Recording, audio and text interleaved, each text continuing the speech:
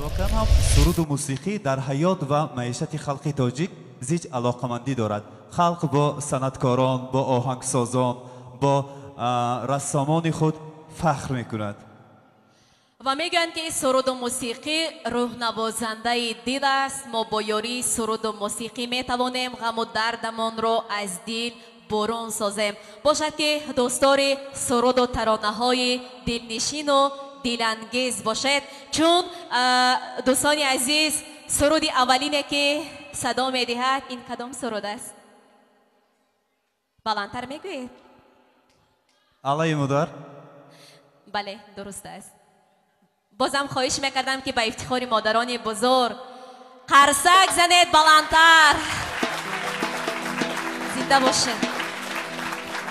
بازم روی صحنه زیبای هنر دعوت میکنیم هنرمندی که از دلی هر یکی شما عزیزان میسرایند.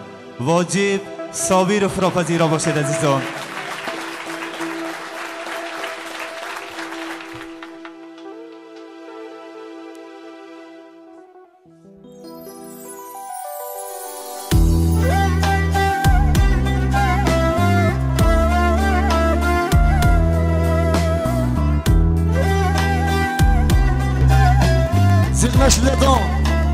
یک تصرد موجیر بخونم.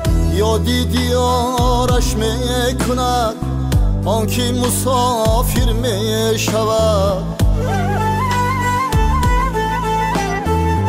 افتاده ام در شهری کس از غصه دلگیر میشود. یادی دیارش میکند آن که مسافر می شود. افتاده اندر شهری کس از غصه دلگیر می شود. او گرچه می خندد بلب در حلقه همدیهگان با یادی پیوندان خود از تو خواطر می شود. با یادی پیوندان خود از تو خواطر می شود.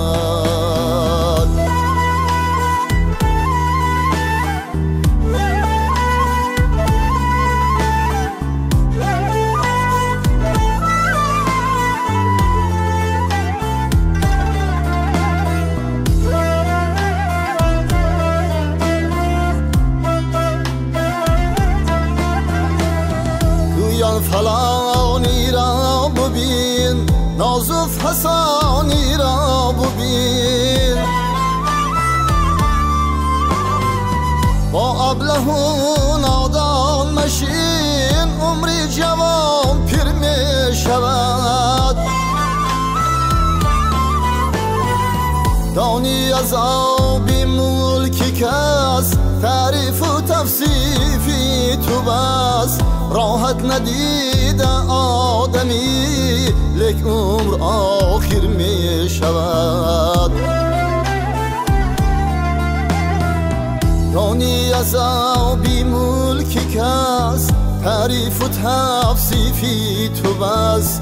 راحت ندیده آدمی لیک عمر آخر می شود.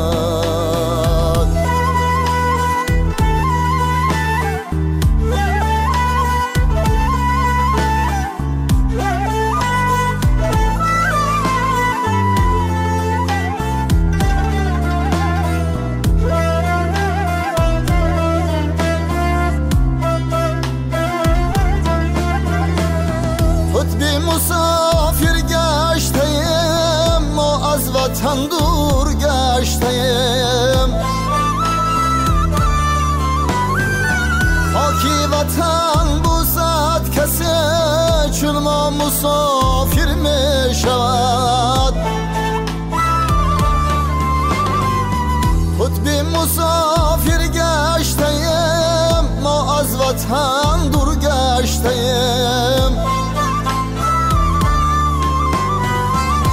کی وطن بوسد کسی چون ما مسافر می شود باشد اگر دور از وطن از بر کند شعری حسن چون قطبی شیرین سخن آن کس که شاعر می شود باشد اگر دور از وطن از بر کند شعری حسن چون قطبی شیرین سخن آن کس که شاعر می شود چون قطبی شیرین سخن آن کس که شاعر می شود چون قطبی شیرین سخن آن کس که شاعر می شود آن کس که شاعر می شود آن کس که شاعر می شود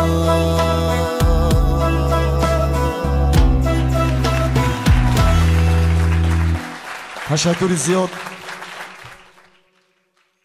امروز با مردم ما همه مهاجر هستند همین سروده مهنت کردم که برای مهاجر و برای مخلصانم خوانم